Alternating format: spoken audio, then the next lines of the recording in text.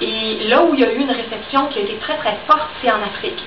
Il y a actuellement plus de 243 écoles qui ont des professeurs qui ont suivi la formation et qui offrent la guidance du voyage à leurs étudiants comme une fois par semaine environ, des fois à toute leur classe ou parfois à certains élèves de leur classe qui en ont plus besoin.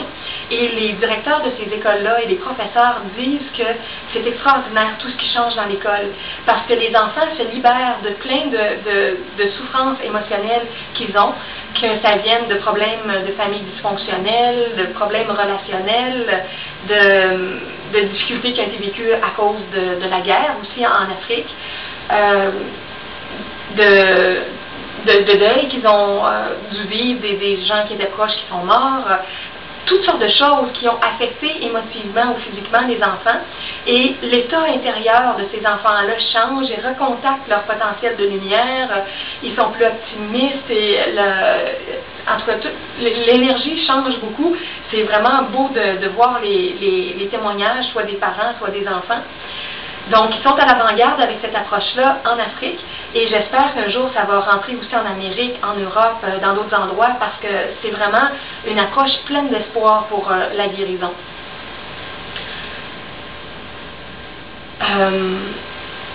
Dans le processus aussi qui est enseigné, il y a comme deux approches particulières. Il y a un voyage qui est plus émotionnel et un voyage qui est plus physique. Le voyage plus émotionnel est choisi en général par les gens qui sont aux prises, non pas avec une maladie directement, mais avec une émotion interne difficile dont ils n'arrivent pas à se débarrasser. Parfois, ça peut même être des gens qui ont des difficultés avec les consommations alimentaires, des problèmes d'obésité, des problèmes de consommation d'alcool, des problèmes de drogue, des gens qui sont dans des patterns de vie difficiles, des dépendances, en tout cas des situations qui traînent depuis longtemps et qui ne se règlent pas. C'est parce qu'il y a quelque chose au niveau émotionnel derrière, avec soi-même, face à ses parents, face à son enfance, face à un conjoint. Bon, peu importe la situation, mais il y a quelque chose dans le passé qui n'a pas été réglé. Parfois même, c'est des choses qui ont été oubliées. Si c'est arrivé quand les gens étaient très très petits, ça peut être complètement oublié. Même des fois à l'âge adulte, si c'était très difficile à vivre, comme des cas de viol, d'agression, des pertes subites d'une personne chère, des fois il y a l'impact au niveau du traumatisme a pu être étouffé, oublié, et dans le voyage, il y a des choses qui vont remonter et qui vont se guérir naturellement.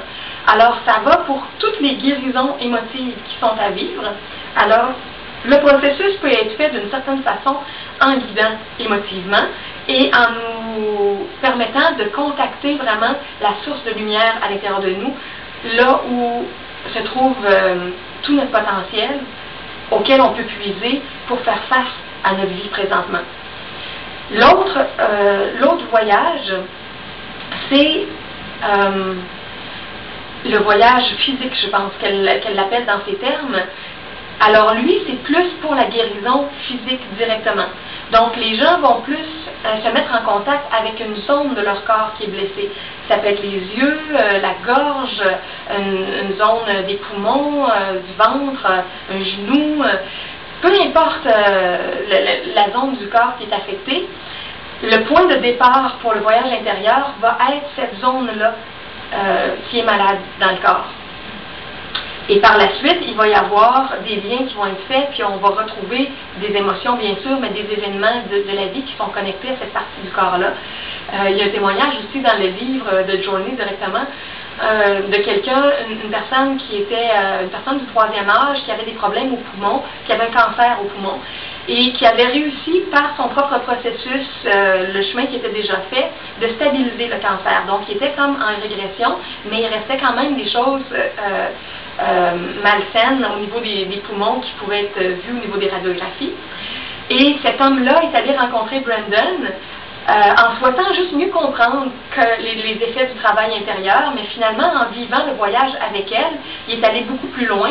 Et il a retrouvé des souvenirs, entre autres de la Deuxième Guerre mondiale, quand il était tout petit, des choses très difficiles qu'il avait vécues, d'une colère énorme qu'il avait contre Dieu. Toutes sortes de choses qui étaient dans son bagage, mais qui étaient plus aussi conscientes maintenant.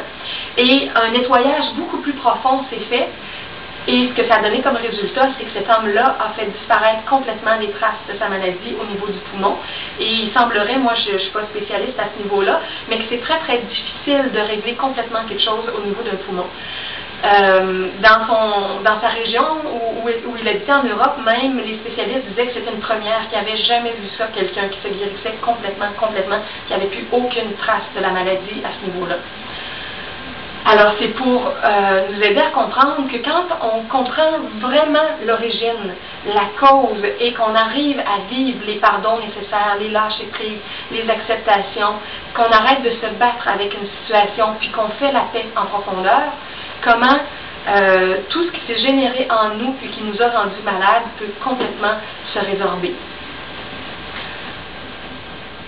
Brandon a donné l'exemple aussi même de sa vision. À un moment donné, que sa vision s'était mise à se brouiller, alors qu'elle avait l'habitude de voir beaucoup mieux, puis elle remarquait qu'en conduisant, là, sa vue avait baissé. Et elle a réalisé qu'il y avait quelque chose qui remontait, qu'elle avait besoin de guérir. Donc, elle a refait toute une série de voyages de guérison pour aller en profondeur, en prenant comme point de départ ses yeux.